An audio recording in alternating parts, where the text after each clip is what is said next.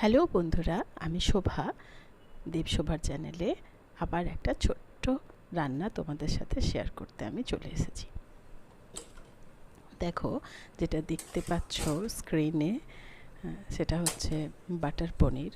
যখন খুব তাড়াহুড়োর মধ্যে খুব চটপটে অথচ স্পাইসি খেতে ইচ্ছে করে, তখন 10-15 মিনিটের মধ্যে বানিয়ে রেডি করে ফেলা যেতে পারে এত সুন্দর একটা রেসিপিটা। দেখে দেখো, মুখে জিভে জল আসবে। এই রান্নাটি চলো চটপট শুরু করি আর তোমাদের সাথে শেয়ার করি। পনিরগুলোকে টুকরো টুকরো কেটে নিয়ে সাদা তেলে বা ঘিয়ে বা বাটারে, যেটাতে তোমাদের ইচ্ছে, হালকা করে স্যালো ফ্রাই করে নিলে পনিরগুলো বেশ নরম হয়ে যায়। খুব বেশি ফ্রাই করলে হবে না, না হলে পনিরটা শক্ত হয়ে যায়। তাই হালকা ফ্রাই করে তুলে রাখলাম। আর টমেটো, রসুন, কাঁচা লঙ্কা, পেঁয়াজ, একটু কাজু, তেজপাতা স্যালো ফ্রাই করে বেটে নিয়েছিলাম। ব্যাস, বাটাটা হলো কি রান্না হয়ে গেল। তারপর সেটাকে ওই পনিরটা ভেজে তুলে রাখা তেলের মধ্যেই দিয়ে দিলাম। তার মধ্যে বেসিক মশলাগুলো দিলাম, নুন পরিমাণ মতো বুঝে, যে যেমন স্বাদ মতো খাও, আর তার সাথে একটু হলুদ আর একটু দেব ধনে জিরে গুঁড়ো। ধনে জিরে একসাথেই গুঁড়োটা মিশিয়ে রাখি।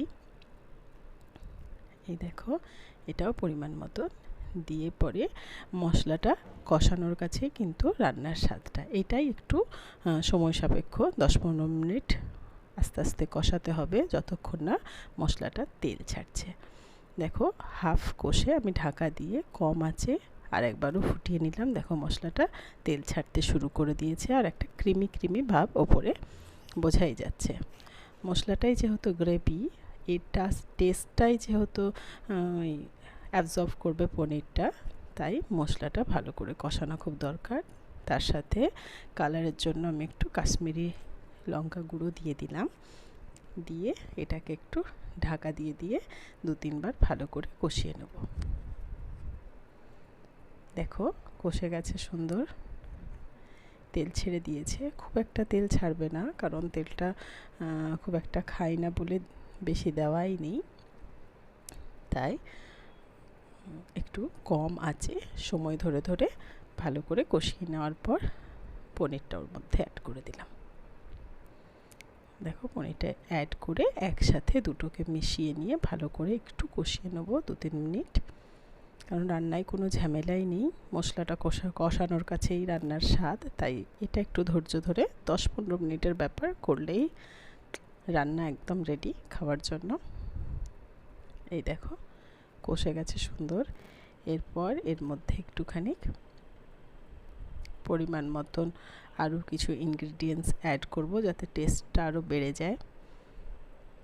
এদিকে গরম জল চাপিয়ে দিয়েছি, যেটাতে পনির রেখেছিলাম তার ঘিটা যেন না ধুয়ে নষ্ট হয়, তাই ওতেই জলটা গরম করছি। এর সাথে দেখো, শেজওয়ান সস যদি বাড়িতে থাকে খুব ভালো, তোমরা নাও দিতে পারো, এমনি সসও দিতে পারো, যা ইচ্ছা। আমি এটাকে একটু বেশি চটপাটা বানাবো আর বেশি টেস্টি বানাবো বলে অ্যাকচুয়ালি এরকম খেতে খুব ইচ্ছে করছিল। তাই এটা অ্যাকচুয়ালি আমরা পরোটার সাথে খাবো আজকে, তাই এরকম একটুখানি শেজওয়ান সসটা দিয়ে নাড়াচাড়া করে নিয়ে গরম জলটা দিয়ে দিলাম। অল্প একটু জল, যেমন গ্রেভি খাবেন আপনারা, কারণ ফুটতে করতে একটুখানি জলটা মরবে, তারপর গ্রেভি গ্রেভি রেডি হয়ে যাবে। এই দেখো, এবার এটাকে একটু ফুটতে দেবো। দেখো দেখো, ফুটে পুরো থকথকে হয়ে গেছে। ফ্রাইড রাইসের সাথে খাও, পোলাওয়ের সাথে খাও, পরোটার সাথে খাও, লুচির সাথে খাও, খুব টেস্টি। টিফিন নিয়ে যেতেও সুবিধা, বেশি গ্রেভি নয় যে ঘেঁটে যাবে বা গড়িয়ে পড়বে। খেতে বন্ধুরা ভীষণ সুস্বাদু, ভীষণ সুস্বাদু। একবার করে খেয়ে বলবে চটপট করে রান্নাটা হয়ে যায়। এই দেখো, আমি গ্যাসটা অফ করে একটু ঢাকা দিয়ে রাখলাম। যে কোনো রান্নাই আমি এরকমভাবে রান্নার পর একটু ঢাকা দিয়ে রাখতে ভালোবাসি, তাহলে বেশ স্বাদটা বেশি ভালো হয় বলে আমার মনে হয়। তোমাদের কেমন হয় কমেন্ট বক্সে অতি অবশ্যই জানিও। এই দেখো, তারপর খোলার পর ঢাকাটা খুলে একদম সুন্দর রান্না রেডি। আমার যেহেতু ভীষণ খিদে পেয়েছে এখন, আর দেখেই জিভে জল তাই আমি কেমনভাবে পরিবেশন হচ্ছে, কোন দিকে পড়ছে, কোনো দিকে লক্ষ্য নেই।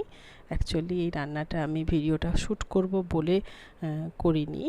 প্রচণ্ড খিদে পেয়েছিল আর এরকমটাই খেতে ইচ্ছে করছিল, তাই করে সঙ্গে সঙ্গে এটা অ্যাকচুয়ালি আমার আর আমার ছেলের জন্য বেড়েই নিলাম একবারে। আর দেখেই মনে হচ্ছে জিভে জল আসছে তোমাদেরও, জানি। এরকম একবার বাড়িতে এক টুকরো পনির থাকলেই ব্যাস চটপট তোমরা করে ফেলো। কেমন লাগছে খেতে অতি অবশ্যই কমেন্ট বক্সে জানিও। আর যদি তোমাদের এই রান্নাটা ভালো লেগে থাকে, এই চ্যানেলটা অতি অবশ্যই সাবস্ক্রাইব করো, বন্ধুদের সাথে শেয়ার করো, তাহলে আমার চ্যানেলটা গ্রো করবে আর তাহলে আমার আরও উৎসাহ বাড়বে। দেখো পনিরগুলো খুব সফট, খুব সুন্দর খেতে হয়েছে, খুব ভালো।